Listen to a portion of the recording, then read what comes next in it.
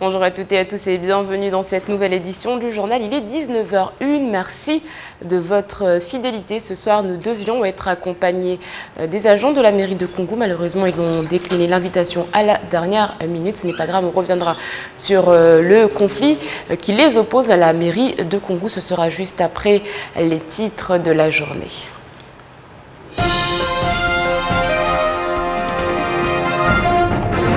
C'est une affaire de produits de stupéfiants qui a failli tourner au drame. Les faits se sont déroulés samedi à Combani. Une histoire de dette qui tourne à la séquestration, à l'intimidation ainsi qu'aux menaces. Une histoire invraisemblable où de nombreuses zones d'ombre planent. L'homme impliqué dans cette histoire témoigne aujourd'hui à visage découvert.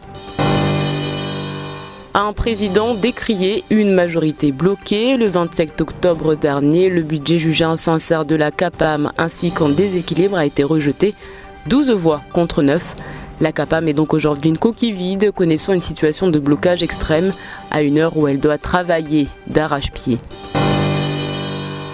Et puis ce matin, l'heure était à la fête du côté de la DEAL. Les portes étaient fermées au grand public et pour cause.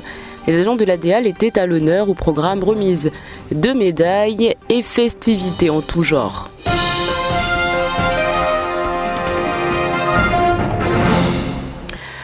On a pris l'argent, on n'a pas donné le business. Business comprenait par là le bangué. Alice Wafouane le reconnaît, ce qui s'est passé il y a quelques jours à Dzumonié n'est pas très correct.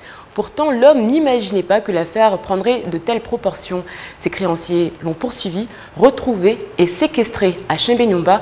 Aujourd'hui, il raconte ce qui lui est arrivé. Les images sont signées Abbas Salidi et Nourdine Abdoulahib. C'est par là qu'ils sont venus. C'est la rentrée de la cour. Ils sont passés là, ils étaient au moins 5.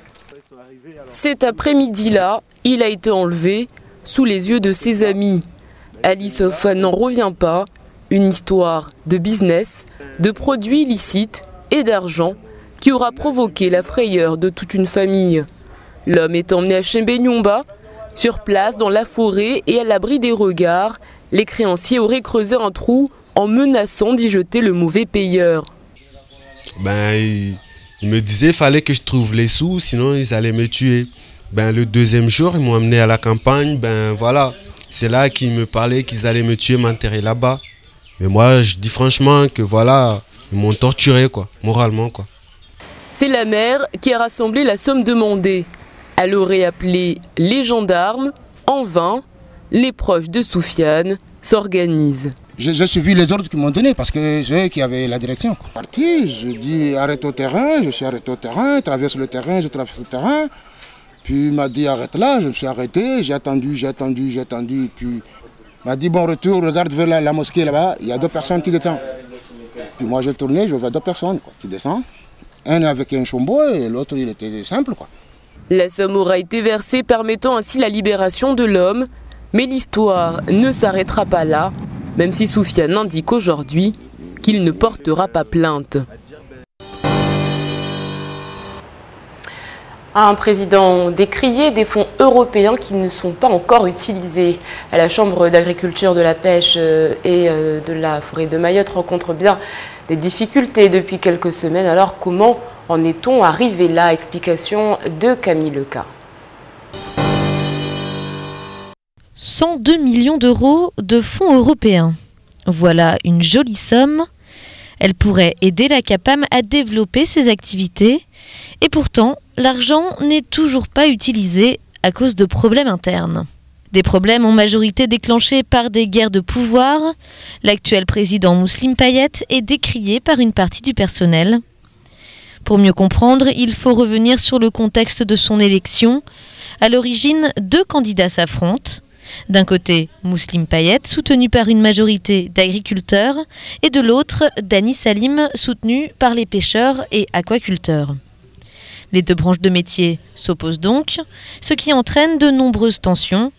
Et ce n'est pas tout, un autre élément a envenimé la situation récemment, c'est le vote du budget rectificatif 2014. Le 27 octobre dernier, il a été rejeté à 12 voix contre 9. Aujourd'hui, la CAPAM vacille, seule solution viable, convoquer de nouvelles élections. Mais seul le Premier ministre, sur demande du préfet de Mayotte, peut prendre une telle décision. Affaire que nous suivrons bien évidemment la semaine prochaine. On en parlait hier encore, les agents de la mairie de Congo ont décidé de se mettre en grève pour signifier leur refus d'intégrer les rangs du syndicat unique de ramassage des déchets, le CIDEVAM 976. Le mouvement a débuté hier, il est illimité. Certains des employés ne seraient toujours pas payés à l'heure où nous parlons. Kamiloudine Djanfar nous en dit un peu plus au micro d'Abbas Salidi. Monsieur le maire veut les transférer au CIDEVAM, donc à la structure nouvellement créée pour s'occuper justement de ramassage des ordures à Mayotte, dans tout le département. Les agents refusent, et c'est dans leur droit, ce transfert pour deux raisons. D'abord, la première, c'est que ça n'a pas été fait en concertation avec les agents individuellement, et puis en concertation avec ces mêmes agents dans leur représentation du personnel, ce qu'on appelle communément le CTP. Et deuxième chose, c'est que cela n'a pas été fait dans les règles et déjà les arrêtés les mettant à disposition du CIDEVAM étaient déjà sortis. Donc, et comme les arrêtés étaient déjà sortis, donc sortant les agents de la mairie vers le CIDEVAM, laquelle décision n'a pas été mis pour avis au personnel, et les arrêtés sortant déjà, comme quoi les agents étaient du CIDEVAM. Donc c'est bien entendu, n'importe qui peut comprendre que c'est choquant. Et c'est la raison pour laquelle les agents ont été choqués et ont refusé et refusent jusqu'à présent le transfert. Puis on rappelle que normalement, le représentant de ces agents devait nous rejoindre pour parler de tous ces problèmes. Le mouvement devrait reprendre d'ici à jeudi. Par ailleurs, sachez qu'un autre préavis plane du côté cette fois-ci de la direction logistique et moyens qui tire la sonnette d'alarme. Le service du conseil général commencera le mouvement dès demain. Du côté de la direction, on indique que ce mouvement ne concernerait qu'une poignée de personnes, soit les responsables de la DLM. Pourtant, les agents indiquent qu'il y aura bien quelques 800 personnes qui vont débrayer ce jour-là. Sachez par ailleurs que nous y reviendrons dans la matinale sur le 106.9 dès 7h avec les agents. Le 25 février dernier, 2 chiens étaient sauvagement abattus dans le quartier de Bonovo à Mtsapéré suite à une présumée morsure sur un enfant de 3 ans. Cet après-midi, l'affaire passait en audience devant le tribunal. Après un renvoi au mois de juillet, le procès a été renvoyé une nouvelle fois. Le président estimait en effet que dans cette affaire, un complément d'enquête était nécessaire. Pour y voir plus clair, Camille Leca était sur place. Que s'est-il passé en cette soirée du 25 février 2014 ? 8 mois après les faits, des zones d'ombre subsistent toujours. Ce qui est sûr, c'est que 2 chiens ont été torturés à mort et décapités sous les yeux de leur propriétaire. Et elle attendait beaucoup de l'audience d'aujourd'hui. J'aimerais que tout ce que j'ai subi, parce que j'ai subi des préjudices moraux, que je sois apaisée aujourd'hui, et j'aimerais qu'une décision soit prise pour que je puisse dormir tranquille. Mais l'audience ne lui a pas apporté le soulagement escompté. Présent à la barre à ses côtés, le père d'un enfant de 3 ans qui aurait été mordu par l'un des 2 chiens. C'est cette morsure qui aurait entraîné leur massacre. Mais à ce jour, il ne s'agit que d'hypothèses. Un complément d'enquête a donc été requis par le procureur afin de regrouper plus de preuves. Une réquisition suivie par le président du tribunal. Après 3 quarts d'heure d'audience, il a décidé de renvoyer le procès au 20 janvier prochain, ce qui satisfait l'avocat de Madame Sarah Korodji. Qui me semble, et comme ça a été indiqué, tant par le président que par Madame le procureur, pour une bonne administration de la justice. Encore une fois, on ne peut rien préjuger de ce qui va être fait dans ce complément d'enquête, mais il me semble qu'on ne peut pas se contenter de l'information qui est actuellement dans la procédure, à savoir, il n'est pas possible d'appréhender les auteurs de violences. Donc si Madame Korodji sera sûrement déclarée responsable du préjudice qu'ont causé ces chiens, il me semble qu'à tout du moins, les auteurs de violences doivent aussi être poursuivis. De son côté, maître Jean-Baptiste Condé, avocat du père de l'enfant, n'a pas souhaité réagir à la sortie du tribunal.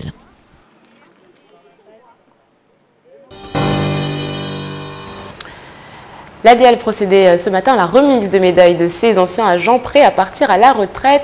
Près de 100 salariés étaient décorés en présence de leurs proches ainsi que du nouveau directeur de l'ADL, Daniel Courtin. En organisant cette cérémonie, le directeur souhaite entamer un nouveau chapitre de l'ADL sous les meilleurs auspices. Reportage de Shakila Issouf et Fred Suleymana.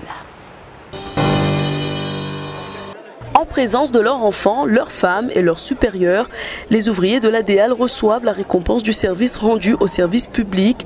Les plus anciens agents appelés pour recevoir une médaille du mérite voient enfin leur travail reconnu, une célébration qu'ils ne sont pas prêts d'oublier.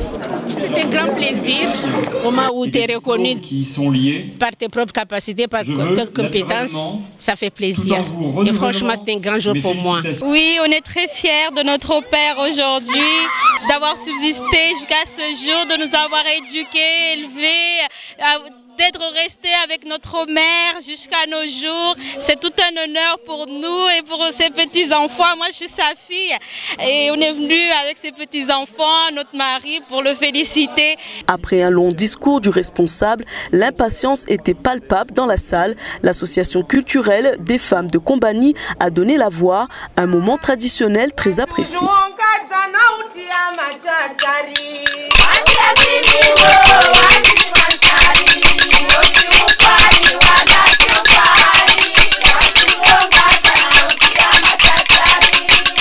Une cérémonie qui marque le départ à la retraite des anciens agents, mais également l'arrivée de ces nouveaux employés qui auront à travailler dur pour les nombreux projets à venir, construire Mayotte 2025. Les agents qui partent actuellement massivement à la retraite, donc c'est une population donc, au niveau donc, de l'ADL qui est une moyenne assez âgée au niveau de l'âge. Donc on voulait les honorer, donc on est parti sur le principe de les honorer avec la médaille d'honneur des travaux publics de l'État.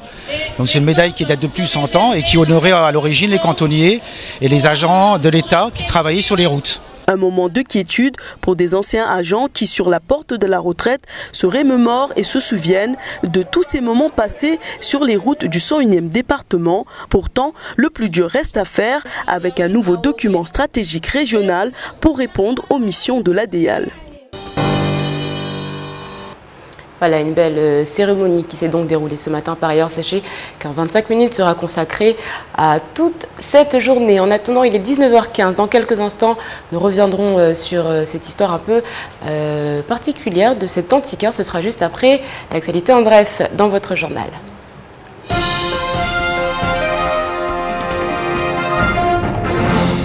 En 2015, les entreprises devront s'acquitter de la taxe sur les salaires versés en 2014. Cette nouvelle charge sera lourde et pourrait influencer le développement économique.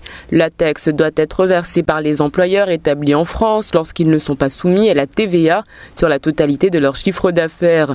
Elle est basée sur le montant brut annuel de l'ensemble des rémunérations et avantages en nature versés par l'employeur.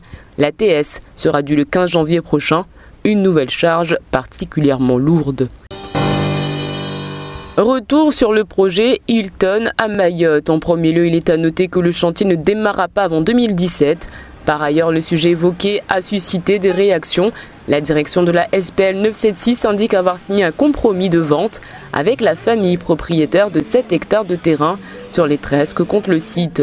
La SPL estime donc qu'il y a de la désinformation lancée par Théophane Narianin qui avait indiqué que le chantier reprendrait bien.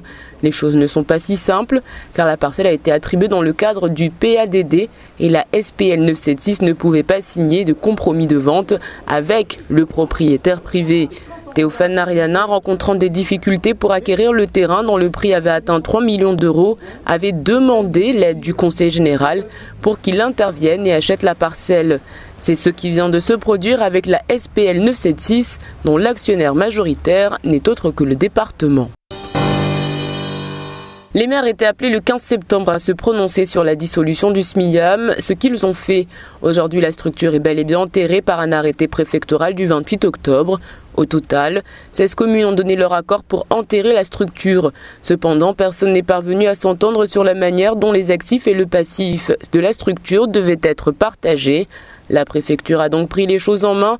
Le syndicat conservera sa personnalité morale pour les seuls besoins de sa liquidation.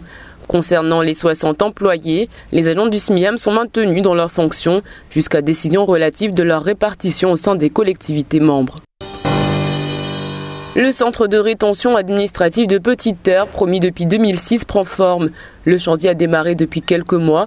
Tout laisse à penser qu'il pourrait entrer en service dans le courant de l'année 2015. La structure est annoncée à plus de 20 millions d'euros. Elle doit faire entrer Mayotte dans le droit commun en termes de traitement de l'immigration clandestine et des conditions d'hébergement. Le département demeurera toutefois une terre dérogatoire.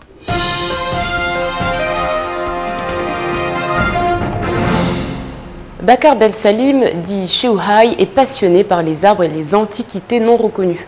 Il nous emmène sur les ruines de tout ce qui constitue son combat, le lieu où il cache certains de ces objets anciens qui ont été brûlés par des jeunes. Il regarde aujourd'hui impuissant ce matin les tractopelles détruire les derniers lieux qu'il a visités. Reportage de Shakila Issouf et Fred Souleymana.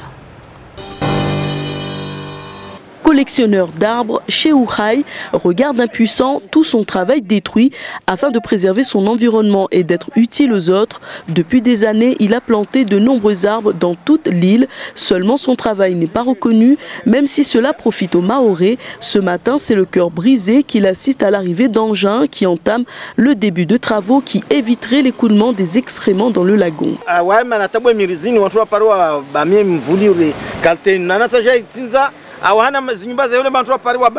Moi, quand j'étais petit, je l'ai vu avec ces objets anciens et que nous, actuellement, on ne les a pas. Et c'est pas normal que l'État détruise tout ce que nous, on a, les anciens, pour qu'on puisse dire nos enfants ce qu'on a vécu à l'époque. Le Chehouhaï connaît pratiquement toutes les plantes et se souvient de chaque instant passé pour arroser et prendre soin de ses arbres. Et même grâce à cela, les Mahorais profitent de l'ombre pour attendre leur taxi. Il faut dire que le personnage n'est plus dans son temps et si certains disent qu'il fait partie des personnes emblématiques du paysage de Mayotte, d'autres en silence se réjouissent de son malheur. Parmi les choses que j'avais dans ces bangas, dans la boue, c'était le pilon, et ça aussi c'était un vieux pilon. C'est des marmites anciennes, c'est des marmites anciennes, c'est le rapacoco. Les gens de Barfly, il avait joué dehors avec les cigarettes, c'est brûlé un peu le banga, mais la moitié de banga c'était pas brûlé. Ici là, c'était pas brûlé, il y avait tout. J'ai pris les choses, j'ai caché là, dans l'autre côté, et ensuite les gens de ces travaux, ils sont venus, je ne vois pas les autres choses. Malgré son âge avancé, il continue à vouloir conserver l'histoire et le patrimoine mahorais en conservant des objets anciens et en s'occupant de tous les arbres plantés dans le territoire. Le but est de se faire entendre pour que les autorités l'aident à réaliser son projet d'ouvrir un musée d'objets anciens à Mamoudzou, au lieu où se trouve sa petite cabane vandalisée et brûlée par des jeunes. Pour lui, le combat continue, même si le désespoir n'est jamais loin. On en vient maintenant à cet entretien. Les arbitres se sentent de plus en plus menacés, ils ne se sentent pas en sécurité. Cela fait plusieurs semaines qu'ils dénoncent cette situation. Ce week-end, un match a de nouveau généré et un arbitre a reçu tout simplement un coup. Une plainte a été déposée et le syndicat des arbitres était ce matin les invités de Patrick. Il répondait à ces questions. On se retrouve juste après.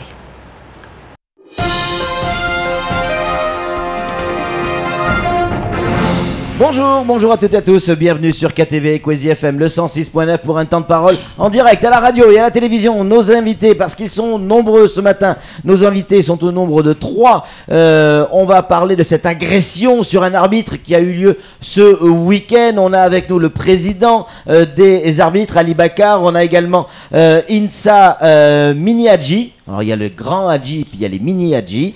C'est le juriste des arbitres. Et puis on a également Nabé, qui n'a rien à voir avec le fruit, le fameux navet. Rien à voir, il s'appelle Nabé, c'est le secrétaire général qui est avec nous. Messieurs, bonjour. Oui, bonjour. Voilà, donc vous gardez le sourire et c'est plutôt une bonne chose. Et pourtant, il s'est passé quelque chose de grave, Président, ce week-end sur les terrains. Un arbitre de football a pris un coup de poing, véritable coup de poing, sur un terrain de foot.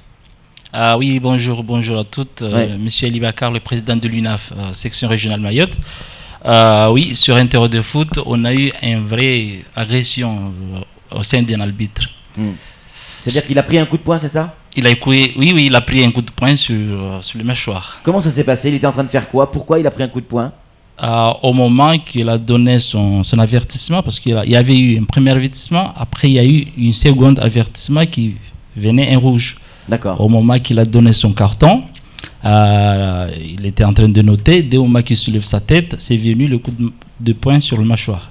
Bon, est-ce que l'arbitre, avant de parler des conséquences avec le juriste et avec le secrétaire général, comment va l'arbitre? Déjà, c'est la première question. Est-ce que les blessures sont graves ou pas? L'arbitre, il est en bonne condition, il va bien. Oui. J'imagine qu'il a été choqué. Oui, ça a été choqué parce que le corps arbitrage, le fait qu'il est agressé, ça ne plaît pas à l'UNAF. Ça, c'est pas bien. Parce que nous, on est là pour lutter contre l'agression. Oui, évidemment. On va en parler avec vos juristes, enfin avec le juriste et avec le secrétaire général également, avec donc le juriste INSA. Bonjour. Bonjour. Merci d'être avec nous, INSA. Vous êtes le juriste donc du corps arbitral, on va dire. Est-ce que vous avez décidé de porter plainte? La plainte, déjà, ça a été déposée. Oui. Depuis hier à 7h20. Oui. Dès que la gendarmerie a ouvert ses portes, la plainte a été déposée. Et ça c'est, j'assure tous les arbitres que, quel que soit que ça se passe comme ça, on sera dans l'obligation de déposer plainte et puis on ira jusqu'au tribunal pour que les choses aillent mieux. Donc ça va devenir systématique. Chaque fois qu'un arbitre sera agressé, vous allez porter plainte? Oui, parce que ça fait partie de l'article 4 de notre statut. Oui. Et l'article 8, parce qu'on est là pour la protection des arbitres. Notre objectif, c'est de protéger ces arbitres jusqu'au bout. Oui. Donc, il n'y a pas seulement les agressions qu'on protège les arbitres, mais il y a autre chose aussi. Il y a de bonnes choses. Sur les bonnes choses aussi, on accompagne les arbitres. Bien sûr. Mais sur les agressions, nous, on est strict. Et il y a des pénalités qui sont prévues pour ça. Donc, on attend que le procureur tranche là-dessus. Parce que déjà, il y avait eu déjà une personne qui a été interpellée. C'était cette année, en 2014. Et puis, on l'avait pas tellement sanctionné, mais on l'avait donné seulement un avertissement. Mais maintenant, il faut que les choses s'arrêtent. Il faut qu'on se dise la vérité de face. Que si je vais pour arbitrer un match, c'est pour arbitrer un match, mais pas pour boxer. Si on a envie de faire la boxe, il faut aller dans des endroits où on fait de la boxe. Et pas sur un terrain de foot. Voilà. Nabé, le statut d'un arbitre, il est aussi particulier. C'est un statut protégé.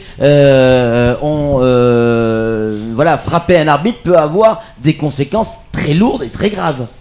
Alors, il ne s'agit pas de n'importe quel arbitre d'abord. Ouais. Il faut identifier l'arbitre que nous protégeons. Ouais. C'est l'arbitre qui est avec nous, avec l'UNAF. Ouais.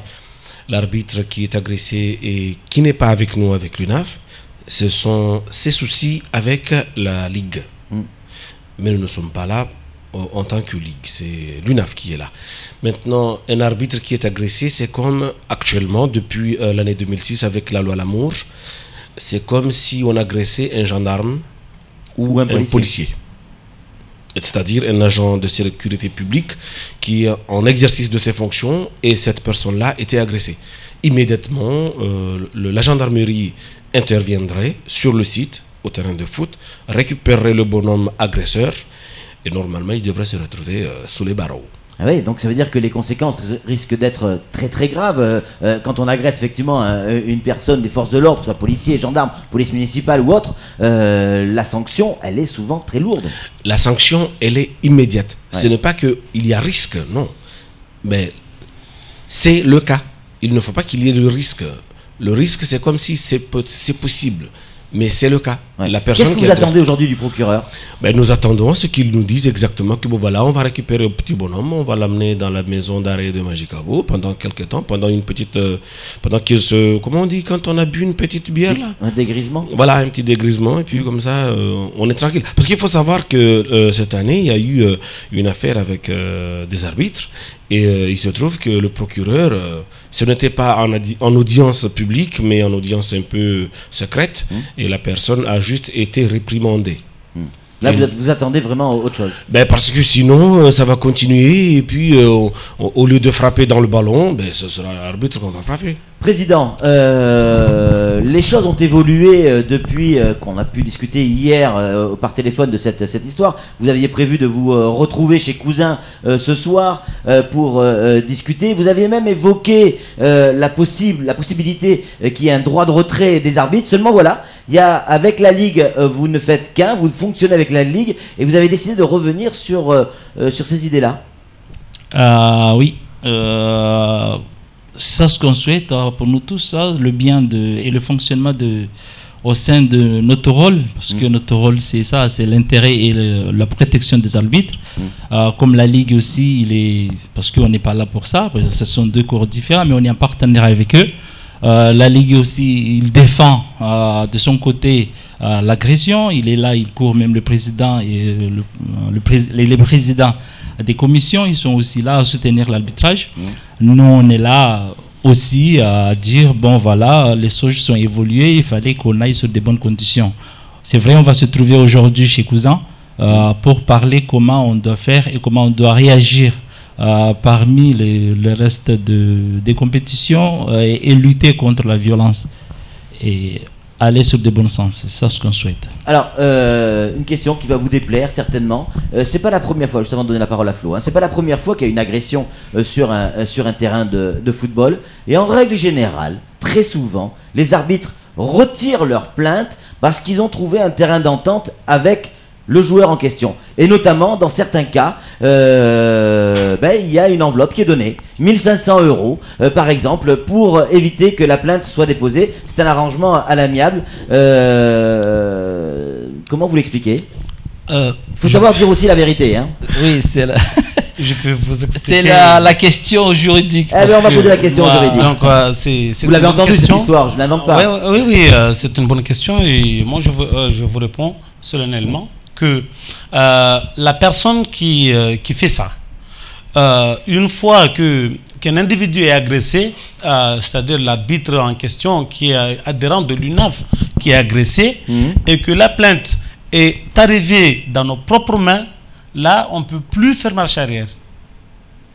Même si c'est l'arbitre lui-même qui est venu nous dire « Ah voilà, on a eu une bonne entente parce que c'est le cousin de mon cousin, c'est le frère de mon frère. Donc, lorsque la plainte est arrivée dans nos propres mains, là, c'est fini, la marche arrière est cassée. La marche arrière est finie. Ouais. Donc là, on n'est plus. Donc moi, je voulais rebondir un petit peu sur, on n'a pas assez de temps, sur ce que vous avez posé la question à Nabé tout à l'heure. La loi Lamour du 23 octobre, il est là pour protéger ses arbitres. Et il y a des peines et des peines qui sont encourues par un agresseur. Risque quoi ce joueur de foot? Donc ce joueur, déjà, il y a l'outrage par parole et insulte. Ça fait 7500 €. Mais là, il n'y a pas d'emprisonnement. Mais lorsqu'on menace à un crime ou quelque chose, on a 2 ans de prison. Ça, ce sont que des menaces. Et lorsqu'on frappe, là, on a 3 ans de prison ferme. Donc, et plus 45 000 € d'amende. Donc, comme le gars là, lui. C'est les peines encourues, ça veut pas dire que c'est forcément ce qu'il va avoir, mais le risque il est là. Quoi. Le risque est là. Donc, il faut, si on aime bien ses enfants, il faut éviter tout ça. Flo, une question.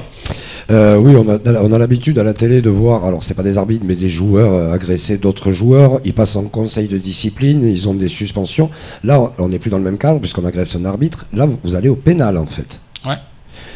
Ah oui, c'est quand même directement. Est-ce que la sanction est individuelle? Il n'y a que le joueur qui a frappé ou est-ce que tout le club est cop? Il n'y a que la personne qui a frappé qui se retrouve au barreau.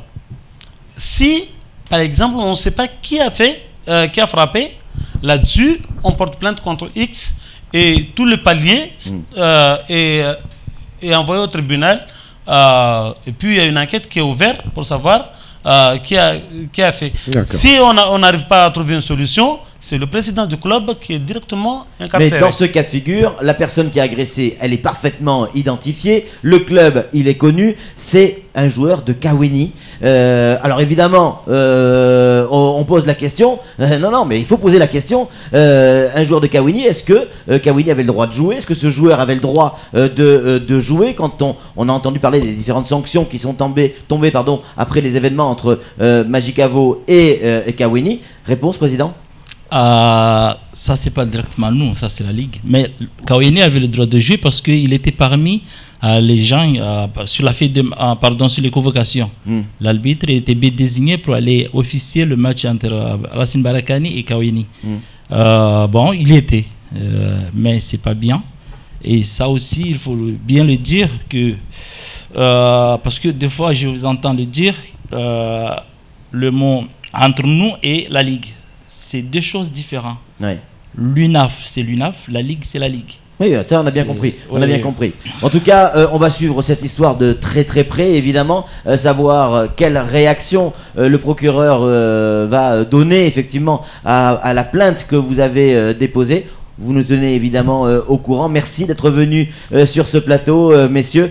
Tout de suite, la suite de nos programmes.